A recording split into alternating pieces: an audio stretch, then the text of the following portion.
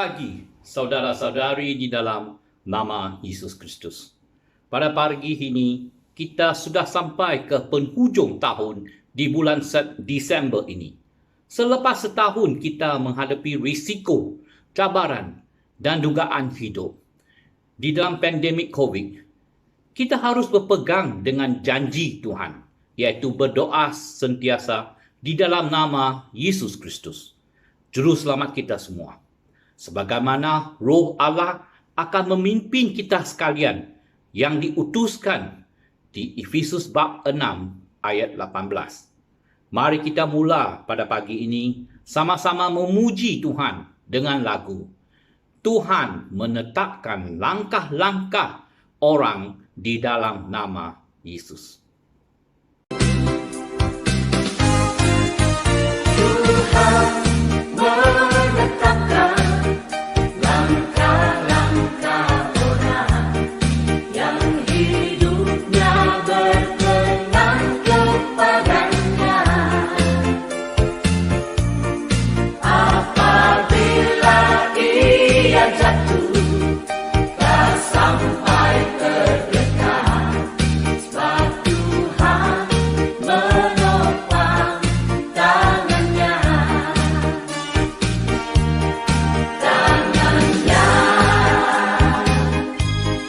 Tangannya, sebab Tuhan menopang tangannya. Apabila ia jatuh, tak sampai terdekat, sebab Tuhan menopang tangannya. Mari kita berdoa. Ya Bapa di syurga, berikan kami Roh Allah yang dijanjikan akan bersama kami sekalian, anak-anak Tuhan, di mana kami berada, dan pada saat-saat yang genting, kami lebih memerlukan perlindungan rohani dan fizikal juga. Kami akan selalu berdoa dan bersyukur di dalam nama Yesus Kristus. Pandulah kami pada penghujung tahun ini untuk lebih setia pada pelayanan yang kami sama-sama memuji Tuhan di dalam gereja Tuhan, walaupun kami hanya dapat mendengar pemberitaan berita baik ini melalui media yang sedemikian. Kami bersyukur dengan firman Tuhan di 1 Yohanes bab 4 ayat 4. Roh yang ada pada kami lebih berkuasa daripada roh yang ada pada milik dunia ini. Ajarlah kami dengan firman Tuhan yang seterusnya di buku Efesus bab 6. Kami bersyukur dan memberi segala puji-pujian dan penghormatan di dalam nama Yesus Kristus, Juru Selamat kami. Amin. Mari kita mengulang rumusan pengajaran Efesus bab 6 bahagian kedua di beberapa bulan yang lalu. Nombor 1, umat Kristian dilindungi di kepala dengan memakai topi besi penyelamatan daripada Tuhan. Paulus menerangkan maknanya di Efesus bab 2 ayat 4 hingga 5. Kita diselamatkan oleh rahmat Allah kerana Allah sangat berbelas kasihan dan Dia sangat mengasihi kita. Di ayat 5, sehingga sementara kita mati secara rohani kerana pelanggaran kita, Dia menghidupkan kita semula bersama-sama Kristus. Efesus bab 2 ayat 8 hingga 9. Kerana dengan rahmat Allah kamu diselamatkan oleh sebab kamu percaya kepada Yesus. Penyelamatan itu bukan hasil usaha kamu sendiri, melainkan kurnia Allah. Yang kedua, Tuhan telah menjamin penyelamatan melalui Kristus dan telah melindungi kita dari ancaman syaitan. Kerana kita mempunyai iman yang dijanjikan di dalam firman Tuhan, Alkitab.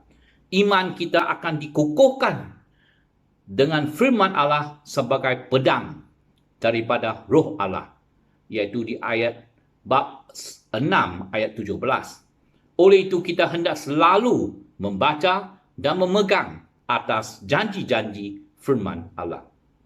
Yang ketiga, kita harus selalu mengaji firman Tuhan kerana Roh Kudus Tuhan akan bersama kita di dalam kehidupan kita setiap hari, dan ikuti persekutuan dan siji kumpulan rohani yang kecil untuk digalakkan bersama-sama. Yang keempat, kita harus menitik beratkan kesihatan rohani kita sebagaimana kita menjaga kesihatan fizikal kita. Ada makanan dan berehat dengan cukup. Begitu juga dengan makanan rohani dan pelayanan kita bersama-sama umat Kristian yang lain di gereja Tuhan.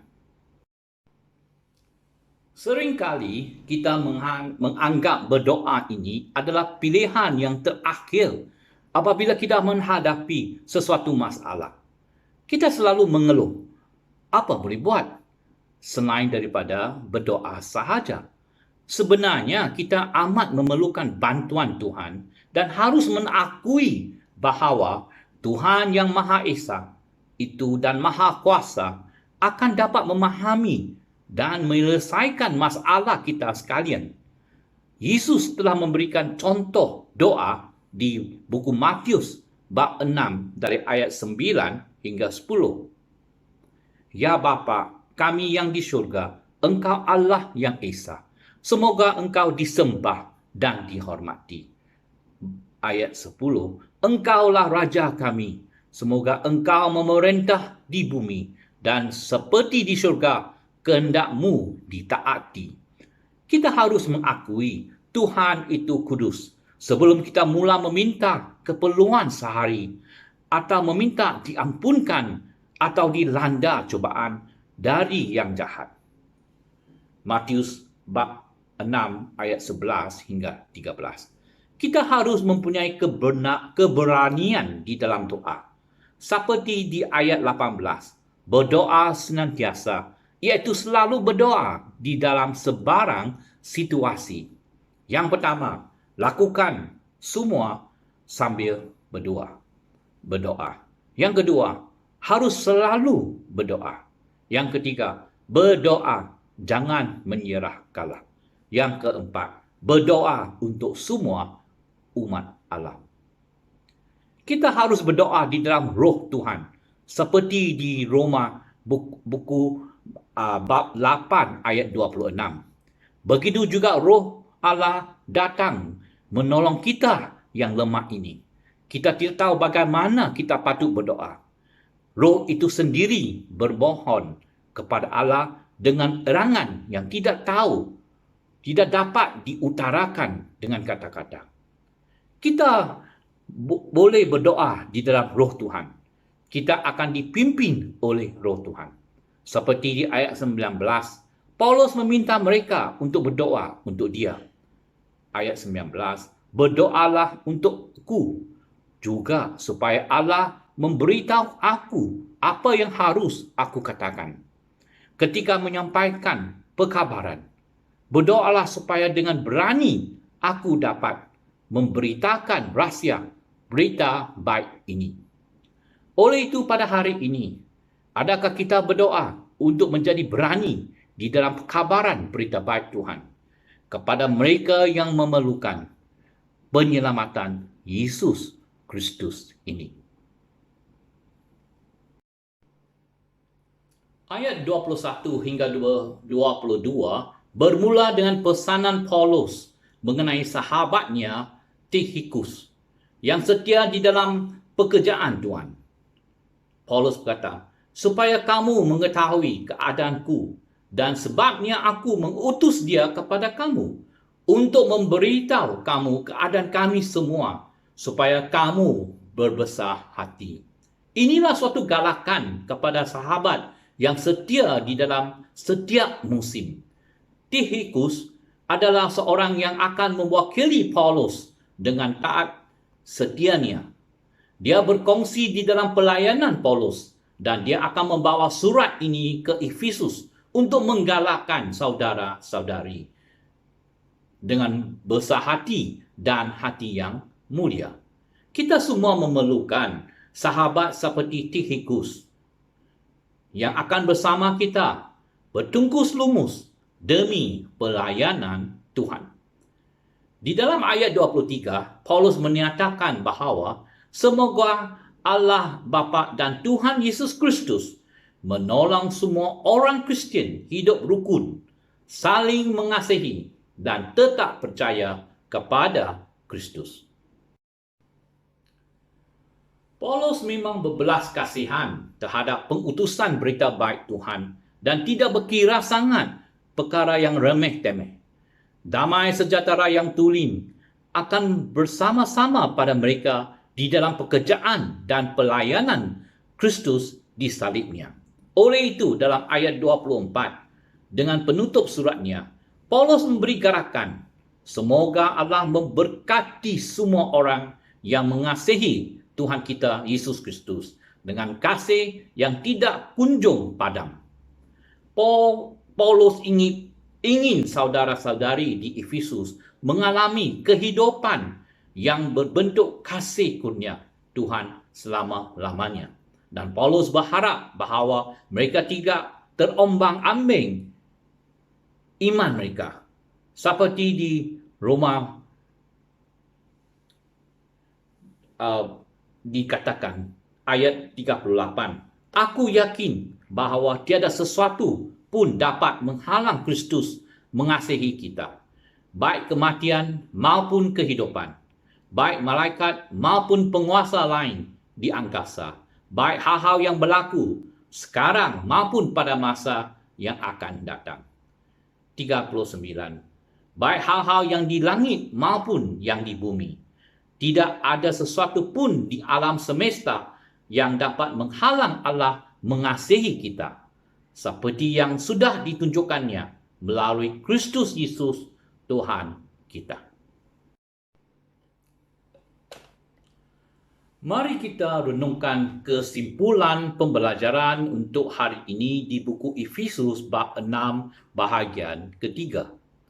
Yang pertama, Paulus mengesah kita untuk lakukan semua dengan berdoa dan bersyukur. Bukan untuk kita sahaja, tetapi untuk semua umat Kristian, supaya roh Tuhan akan selalu membimbing dan memberikan sukacita, damai sejahtera di dalam Yesus Kristus. Amalkan contoh doa seperti di buku Matius bab 6. Yang kedua, kita akan menjadi berani di dalam pekabaran berita baik Tuhan, penyelamatan di dalam Yesus Kristus dan salibnya. Yang terakhir, Kristus mengasihi kita dan tiada apa-apa yang akan menghalang kita untuk mendekati Kristus dan salibnya. Kita harus menjadi sahabat-sahabat yang setia di dalam pelayanan Kristus di gereja Tuhan, seperti Tikhikus yang setia di dalam pekabaran berita baik Tuhan. Tidak ada apa-apa cabaran, tidak ada apa-apa kesusahan atau dogaan yang akan dapat memisahkan kita daripada kasih Tuhan melalui Yesus Kristus. Mari kita berdoa. Ya Bapa, kami bersyukur kerana dapat bersama-sama anak-anak Tuhan di dalam pelayanan pada hari ini.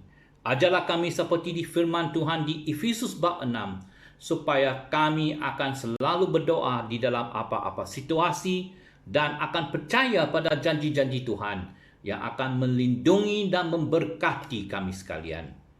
Kuatkan iman kami di mana-mana kami akan menjadi sahabat-sahabat kepada mereka yang memerlukan galakan di dalam iman secara rohani. Berikan kami keinginan untuk menjadi umat Kristian yang suka bersukaria, yang selalu bersukaria di dalam damai sejahtera Tuhan Kristus. Kami ingin menjadi anak-anak Tuhan yang setia di dalam firman Tuhan, dan kami memberikan segala puji-pujian, kemuliaan dan penghormatan di dalam nama Yesus Kristus, Juru Selamat kami selama-lamanya. Amin.